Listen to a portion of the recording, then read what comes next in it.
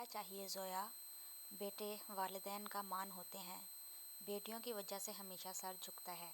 اب کی بار مہین کچھ ڈھیڑ سا بنتے ہوئے بولی، مجھے سمجھ نہیں آتا کہ بیٹے ایسا کون سا تاج پہنا دیتے ہیں جو بیٹیاں نہیں پہنا پاتی۔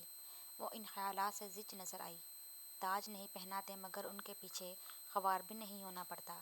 لڑکیوں کی ایک لغزش ان کی زندگی برباد کر دیتی ہے، جبکہ لڑکوں کو مورد الزام نہیں ٹھہرایا جاتا۔ بھلا اس معاشرے نے کبھی مرد سے بھی کوئی سوال کیا ہے؟ اس معاشرے میں لڑکیوں کی حفاظت، ان کی تربیت بہت مشکل ہے، بہت بڑی ذمہ داری ہے۔ مہین جیسے بیٹی کی پرورش کا سوچ کر ہی تھکنے لگی تھی۔ یہاں ہی تو ہم سب غلط ہیں مہین، اسی سوچ کی وجہ سے ہی تو یہ معاشرہ اس حال میں ہے، اور لڑکیوں کی حفاظت بھی اسی سوچ کی وجہ سے ہی مشکل ہے۔ زویا نے میز پہ ہاتھ مارتے ہوئے کہا۔ کچھ لمحوں کے توقف کے بعد اس نے اپنی بات کو آگے بڑھایا۔ ہمیں لگتا ہے کہ بیٹی پالنا مشکل ہے، اس کی تربیت مشکل ہے، جبکہ حقیقت یہ ہے کہ بیٹے پالنا مشکل ہے، ان کی تربیت مشکل ہے۔ ہاں، مانا کہ بیٹی ایک ذمہ داری ہے، مگر بیٹا اس سے بھی بڑھ کر ذمہ داری ہے۔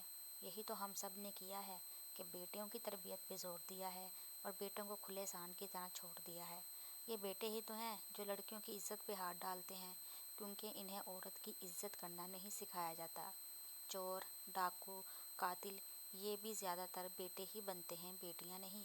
بڑھاپے میں اپنے والدین کو گھر سے نکال دینے والے بھی زیادہ تر بیٹے ہی ہوتے ہیں، بیٹیاں نہیں مہین۔ جب تم مانتی ہو کہ اس معاشرے میں مردوں کی تربیت نہیں کی گئی تو کیا چاہتی ہو میں ایسے ماحول میں ایک بیٹی کو جنم دے کر ہوس سے بھرے معاشرے میں پیش کر دوں؟ وہ تلخ ہوئی۔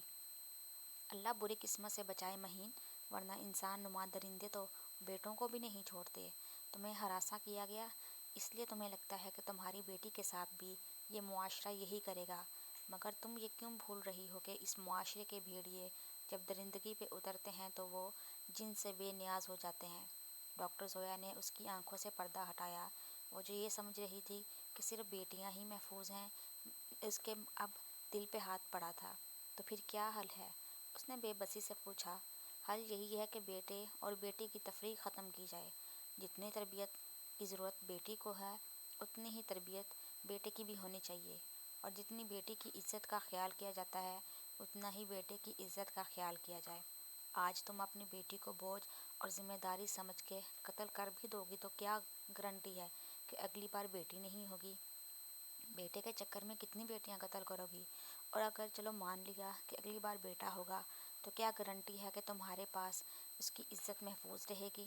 اور اگر اس کی عزت محفوظ رہ بھی گئی تو کیا اس سے دوسروں کی عزت محفوظ ہوگی؟ ڈاکٹر زویا کے سوال پر مہین کے اعصاب ڈھیلے سے ہونے لگے۔ اس تمام تر گفتگو کے بعد اس کی سوچ کو نیا زاویہ ملا تھا۔ ضمیر سے اٹھنے والی آوازیں تو اسے پہلے ہی بے چین کیے ہوئے تھیں۔ تم ٹھیک کہہ رہی ہو زویا، بیٹیوں کو قتل کرتے جانا کوئی حل نہیں ہے، مگر میں فیاض کو کیسے قائل کروں گی؟ وہ بھی بیٹی سے گھبراتے ہیں۔ بالکل ویسے ہی قائل کرو جیسے میں نے تمہیں کیا ہے۔ انہیں احساس دلاؤ کہ بیٹیاں تو بیٹوں سے بڑھ کر احساس کرنے والی ہوتی ہیں۔ مجھے یقین ہے وہ جلد یا بدیر ضرور سمجھ جائیں گے۔ یہ تو بس سوچ کا فرق ہے۔ جیسے میں نے تمہیں ایک نئی سوچ دی ہے، ویسے ہی تمہیں فیاض بھائی کو ایک نئی سوچ دینی ہے۔ مہین نے مسکرا کر سر اس بات میں ہلا دیا۔ وہ اس کا شکریہ ادا کیا۔ اب اس کا دل، دماغ، ضمیر سب مطمئن تھے۔ اس نے خود کو قاتل بننے کے بوجھ سے آزاد کر لیا تھا۔